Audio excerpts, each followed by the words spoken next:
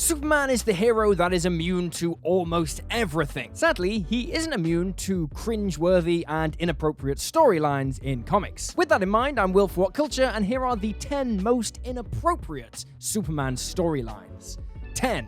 Superman Spanked. World's Finest 201 is one of those Silver Age stories that started out with a simple enough premise, but somewhere along the line, it takes a hard turn into the weird. And the fact that it was written by the astonishingly talented Denny O'Neil proves that even legends can have an off day. The story starred Superman and Green Lantern, with a guest appearance by Dr. Fate. Clark and Hal got into an argument on how to save a plane. One of the Guardians of the Universe appeared and suggested that the pair settle their argument on a more cosmic scale. Soliciting the help of Dr. Fate, the first one to reach an enchanted purple dragon wins. However, the pair must face their greatest fear. For Kal-El, that is the disapproval of his father, Jor-El. The psychological angst is a powerful story point, but the sight of a grown Superman being spanked by his gigantic father, wailing and screaming, "Punish me, Daddy, I deserve it," is extremely unsettling. And then to turn on a dime and realize it's all an illusion and that Fate is just a disguised Felix Faust not only bends credibility, but also breaks a few of its bones. 9. Burn the Batwitch. The casual use of time travel was a recurring trope in the Silver Age. Heroes in costume from the present travel back to major events in history, make large-scale changes, and assume everything will work out. And often, the reason for their trip could have been answered by a trip to the library. In World's Finest 186 and 187, Bruce Wayne receives a bust of Revolutionary War General Mad Anthony Wayne. The bust looks nearly identical to Bruce, and when the bust is accidentally shattered, Batman asks Superman to repair it as it looked like the Caped Crusader. The heroes traveled to the Revolutionary War era to uncover the mystery. There, they save a woman named Sylvia Ward from being drowned as a witch, and then Clark begins to turn the townspeople against Bruce. He impersonates Batman and performs acts of witchcraft that get the world's greatest detective arrested and tied to a stake. A well-timed piece of kryptonite and a kid named Robin save Batman's life by chasing out the demon that was possessing Superman. Among the odd things in this story is that the demon is never mentioned again. It's also never explained why Robin had the kryptonite in his possession. The initial mystery is easily solved, but there are so many more that spring up in the telling. 8. Lois Lane, the marrying woman. Lois Lane, intrepid and fearless reporter, multiple Pulitzer Prize winner, respected and feared as an investigator, and for a significant part of her history, a sneaking, conniving woman who would do anything to trick Superman into marrying her, including marrying his friend, his greatest enemy, any number of aliens, criminals, and random guys, all in an effort to make Superman jealous. Many of these were imaginary stories, like the time when Lois fell in love with Bruce Wayne, and he waited until the wedding night to reveal the truth about his identity. In Superman's girlfriend, Lois Lane 34, Lois marries a forcibly reformed Lex Luthor. In Action Comics 245, Zach Kull, a criminal from Kandor, impersonates Superman and marries Lois. But when she starts to ask too many questions, he tries to murder her. Luckily, all the marriages that happened for real were either annulled or forgotten. Lois married Clark for real in Superman the Wedding Album in 1996, although Lane was never afraid to use marriage as a weapon. 7. Supergirl and Comet. Many little girls become obsessed with horses, but it's unusual when the horse becomes obsessed with the little girl, and even more so when the horse becomes a man and starts to romance the girl when she grows older. This is just part of the strange story of Comet the Superhorse. Comet started life as a centaur named Byron, who saved the sorceress Circe from a rival wizard. He asked to be turned human as a reward, but the spell was thwarted by another wizard, and Circe, believing the mistake is hers, gave Byron superpowers and immortality. Enraged, the evil wizard trapped Byron on a distant asteroid until he's freed by Supergirl's escape rocket on its way to Earth. He followed her to Earth and waited a few years to get himself taken to the Supergirl Dude Ranch. There, he and Supergirl thwart an alien attack that he had telepathically warned her about. Kara named the horse Comet. Byron then gained the ability to change into a human whenever a comet went through the system from an alien wizard, and thus he romanced Supergirl as a master horse rider named Bronco Bill Starr. He never told her the truth,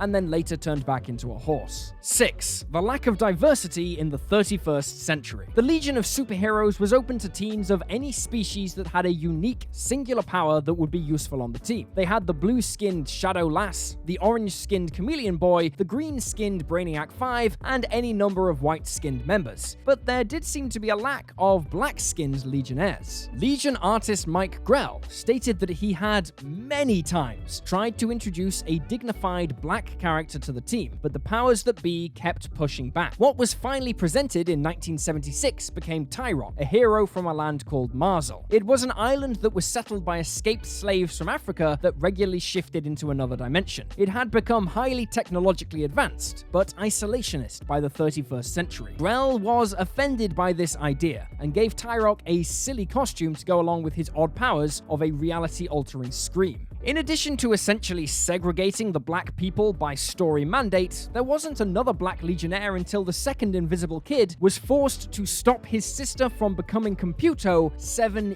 years later. 5. Superman marries Supergirl. It is weird how often the writers of Superman and Supergirl titles have tried to find a way for them to be in a romance or even get married. One of Superman's creators wrote a story in Action Comics 289 where Supergirl tries to set her cousin up with the most beautiful woman in history. She finds a superpowered woman on another planet for Superman who is a slightly older but otherwise identical twin to herself. Kal-El tells Kara the only reason he won't marry her is that it is illegal on Krypton. More recently, Peter David had the current Linda Lee Supergirl travel back in time and take Kara Zor-El's place on Earth 1, so Kara won't die in the crisis. Superman realizes that she isn't his cousin, and they fall in love and have a daughter. However, despite her plans, Linda isn't powerful enough, and Kara has to face the Anti-Monitor. Having failed, she leaves Clark a letter and disappears. 4. World-shaking sex. Frank Miller and Lynn Varley head down a road often taken in issue 2 of The Dark Knight Strikes Again. They pair Superman and Wonder Woman. In fact, they even give them a teenage daughter. What we don't normally see, though, is 5 pages of airborne sex. Diana finds a depressed and downtrodden Clark who has given up on the idea of being a hero and saving the world. She punches him and asks him where the man who once took her with such resolve and passion was. He said here, and they took to the sky. Their sex caused a tsunami, tipped over a destroyer, and caused the evacuation of the big island of Hawaii, and then an earthquake of 7.8 on the Richter scale. Their climax was literally explosive as it caused a volcano to erupt. This really is something that you'd expect to see in fan fiction rather than a mainstream comic book. And while the act did get the Man of Steel back in action, if you follow the idea through logically, thousands or maybe even millions died due to the act. Yeah, just another piece of evidence that shows Frank Miller is actually a really weird guy.